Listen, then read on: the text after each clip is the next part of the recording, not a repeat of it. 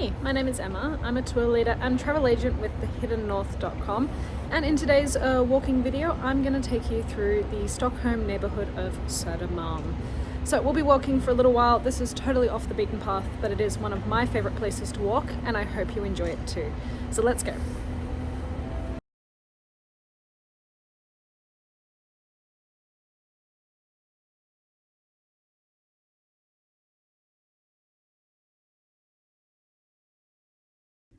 Welcome to Södermalm. So we are going to begin this walk today outside the Hilton Slussen. This is where I was staying during my visit to Stockholm. However, you can also start this walk from the Slussen metro station, which is kind of over to my right now. You can also walk here from Gamla. You can see how close we are to the old town right now with this lovely viewpoint. You can actually see the train going past on the right. But yeah, Gamla is sort of this island framed by the two churches that you can see straight ahead. The church on the left is Riddarholmen, whereas the church to the right is the German church of Tyska Kyrkan. Now look at this mess down here. It is probably not the most beautiful time to be taking photos out to Gamla. However, Stockholm is built between Lake Mälaren and the salty Baltic Sea, and Stockholm has this collection of locks. At the moment, they are currently redoing the lock of Södermalm. The word Slussen actually means lock. So you can see it's a massive construction site. It's a little bit tricky to tell, but that golden stripe is actually a road. And if you are walking from Gamla, that is the road that you would be taking. Okay, let's begin our walk. So Södermalm is one of the oldest places in Stockholm, with roots back to the 13th century when the city of Stockholm was founded. Compared to Gamla though, it was more for people who couldn't afford to live in the inner city.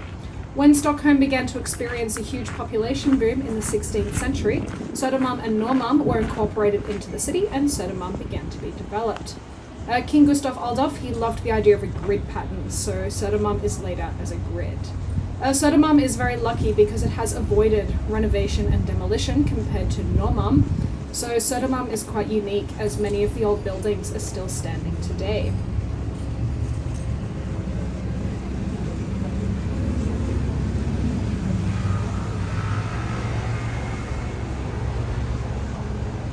This building that you see straight ahead is the Stockholm City Museum. It is a fantastic museum. It talks about sort of the history of Stockholm.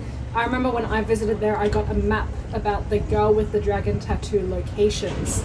So that's kind of fun as well. The building is the old city hall for the area that we are in. It was built in 1663 and it was supposed to be a centre for merchants but became a town hall instead. So I really recommend, if you're here, to go to the Stockholm City Museum. Now I'm probably going to butcher a bunch of these Swedish names. I speak Norwegian, not Swedish, but this is Götgaten, which was laid out when they were building this grid style in the 1640s. And Götgaten sort of means like the road to Jutland. So you can see it all just straight ahead right now.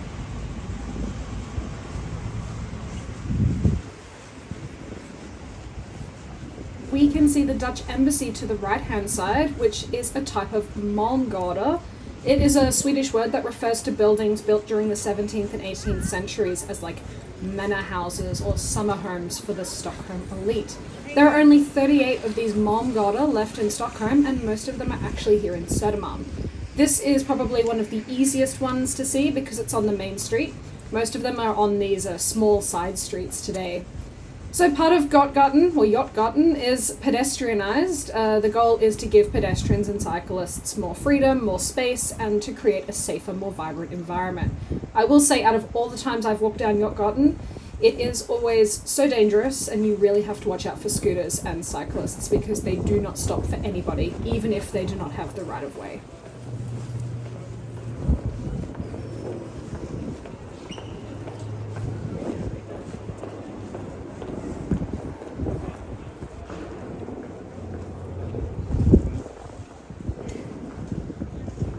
So I am going to make my way down Klevegränd. It is a wrong turn. I thought this was the right way. However, I came across a few things here that are actually really interesting. So let's take a look. Beginning with the little house that you can see straight to the left, it is actually the oldest house in Stockholm. More on that soon. Klev means steep hill, and if we kept following this street to the end, we would get to an old elevator that would take people up and down the steep hills. So the yellow house, as I mentioned, it is the oldest preserved circular building, and it's probably from the early 17th century. I didn't really know this when I was filming because, again, I was just getting a little bit lost, but when I was researching this video afterwards, I learnt about this house. So next time I go to Södermalm, I'm definitely going to take a better picture of it. Now, let's keep walking up Klevegränd. You can see the walkway straight ahead. That is for the lift, the Katarina lift. Unfortunately, it is not operating anymore because it was deemed too dangerous. But back in the old days, about 100 years ago, people didn't exactly want to walk up and down the steep cliffs here in Södermalm, so they built lifts. It did cost a little bit of money, but it was just a nice, easy way to get down to the warehouses, to the shipyards, from your home up here on the hill. So here we go. This is what I'm just putting on the text now. This is the Katarina lift. And now take a look at this beautiful artwork on the right-hand side. It depicts St. Eric, and around it you can see different motifs from Stockholm, like the City Hall to the top left and the Katarina lift to the right. I do not know why I didn't linger on it, but if you go to thehiddennorth.com, link in the description, you will actually see my self-guided walk to Södermalm in text, and I've used a lot of pictures. One of the pictures is of that mural, if you want to take a closer look. Anyway, let's retrace our steps. I'll be a little bit quiet for now, and I'll come back to you when we start seeing something new and interesting.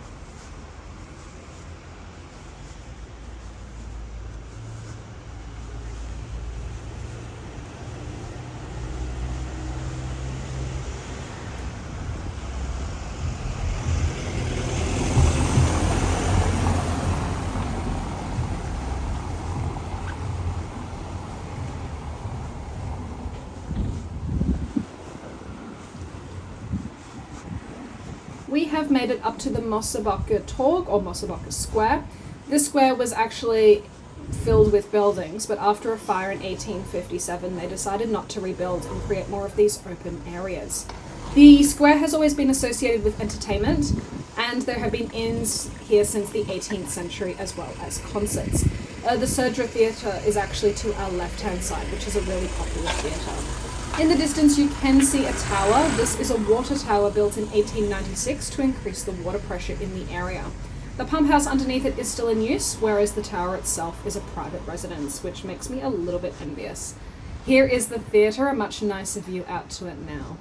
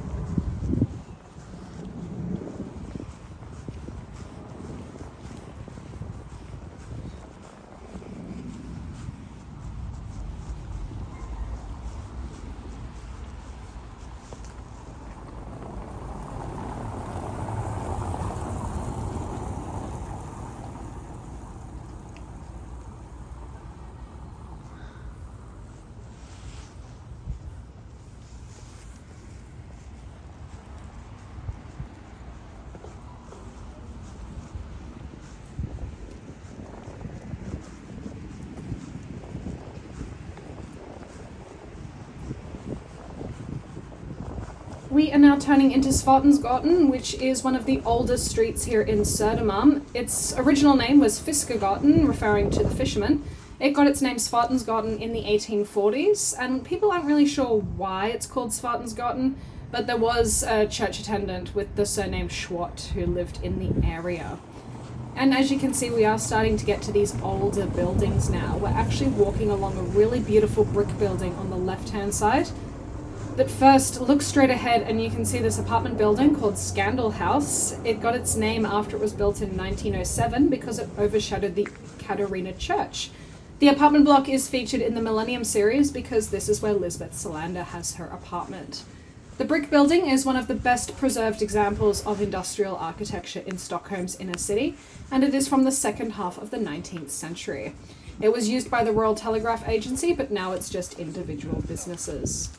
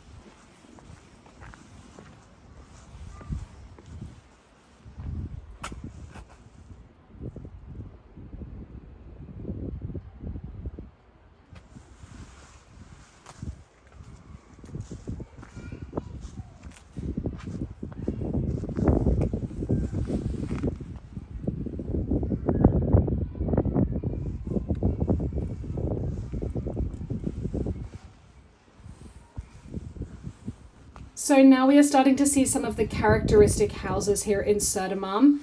These are beautiful residential wooden buildings from the 18th century, and they used to be really common all around Stockholm, but unfortunately due to regulation, modernization, urbanization, a lot of these houses have disappeared. Luckily, they have survived here, and we're going to see some of the best examples of them on this walking tour. So yeah, there was a big fire here in 1723, and practically everything that we're going to see today is from after 1723. There was a rule to stop building in wood, but a few people, or actually a lot of people, have been able to get away with it. So we'll see those surviving wooden houses now.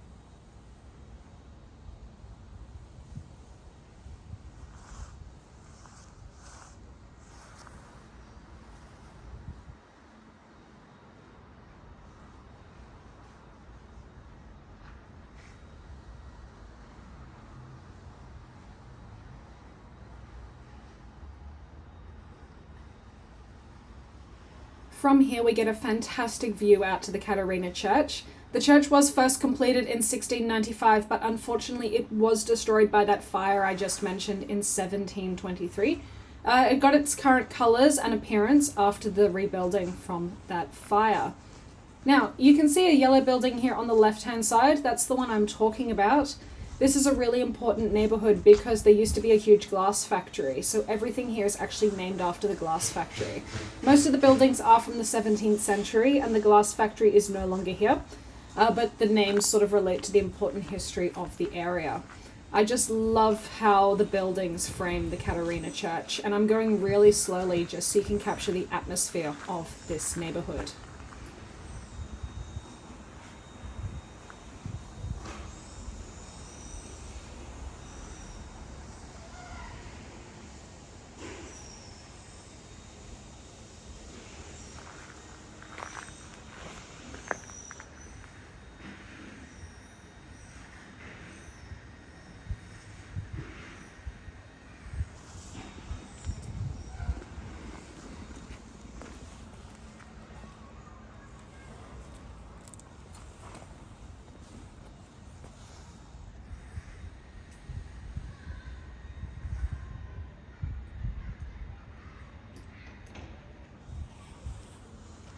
So the church burned for the second time on the 17th of May 1990 due to an electrical fault, and the tower actually collapsed through the ceiling. Luckily, all the valuables were saved, but the church was heavily damaged. Here is a picture of what the church looked like after the fire in 1990.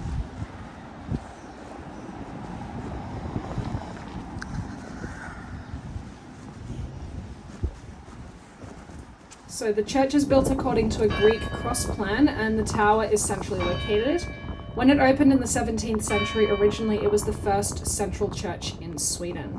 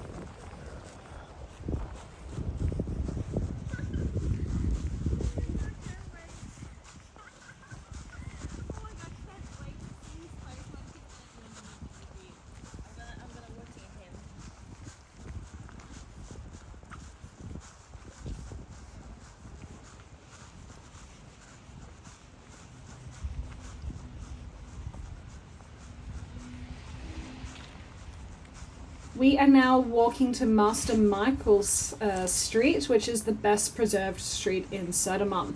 It is named after a very interesting character called Master Mikael, or Mikael. He was the executioner who worked at the nearby gallows. He lived in this quarter, and Master was actually a common name for the executioner.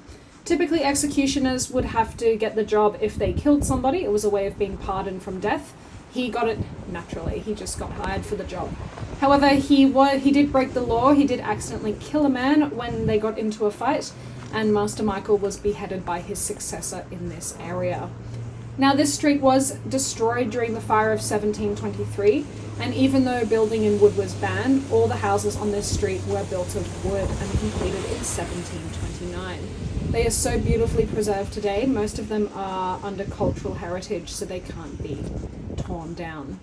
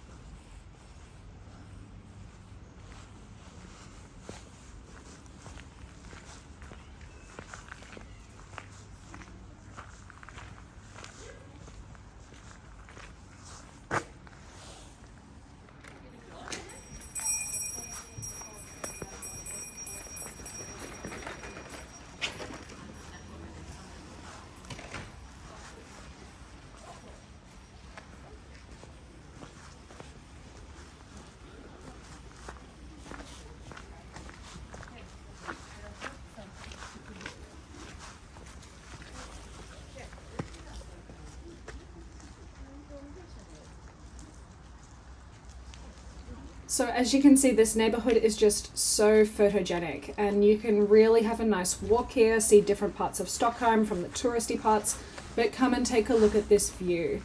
This view is what it's all about. I think it is the most rewarding view in the whole of Stockholm. You can really see the whole city from here and how the city is built over all of these islands. So I will zoom in at some point and you can take a closer look. There we go.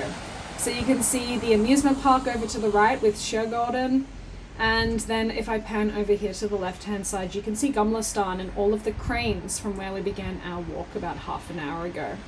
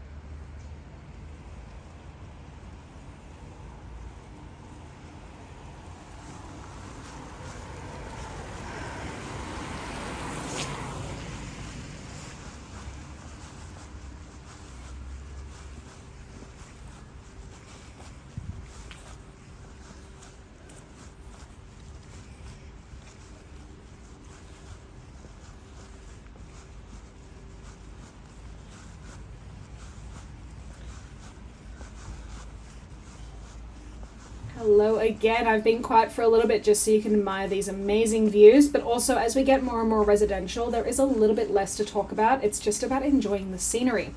We are now on Fjällgatan and we can see some of these beautiful old buildings here. And this was the place where the executions were, one of my favorite things. You can actually do a Södermalm ghost tour and it is on my bucket list. I have to go sometime.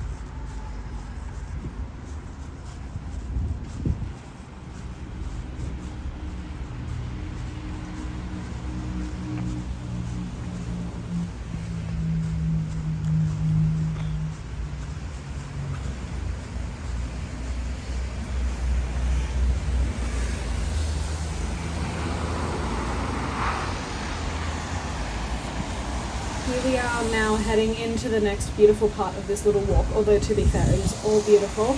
As we get further and further out into the suburbs, it does become more about the scenery, less about the information that I can provide you, which is why I've been a little bit quiet, but I'm sure you can just enjoy all of the beautiful views and the atmospheric sounds instead.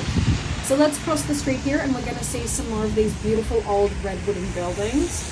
I will take you through the neighbourhood and then I'm going to come back to you when we're getting closer to the Sofia Church in about 10 minutes.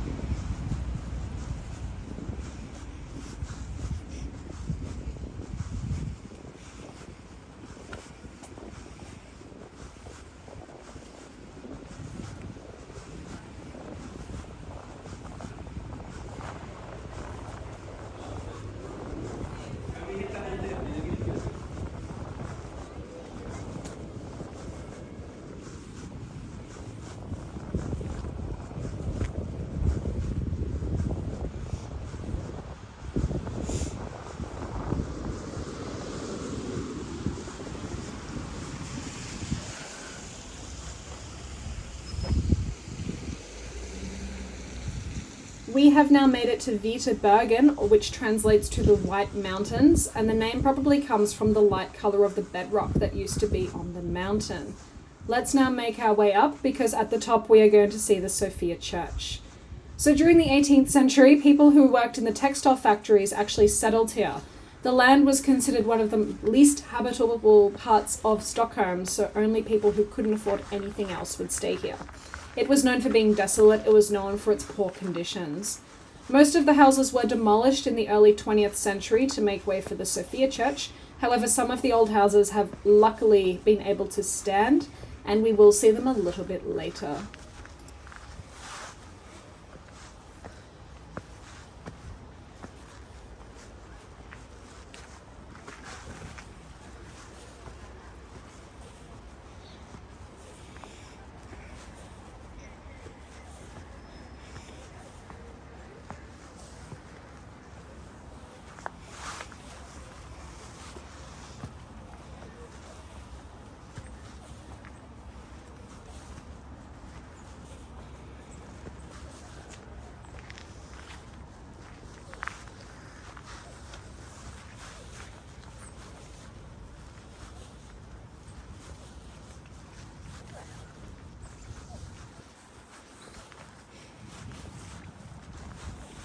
Here is the Sofia Church, such a beautiful church and such a beautiful park.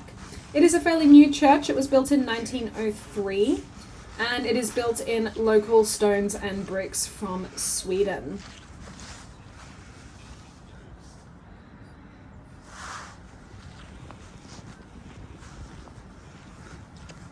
So the church is a central church from which 4 cross arms of equal length extend out. The walls are made of that light red granite with elements of darker sandstone. Let's walk around to the other side and then we'll see some more beautiful little wooden houses.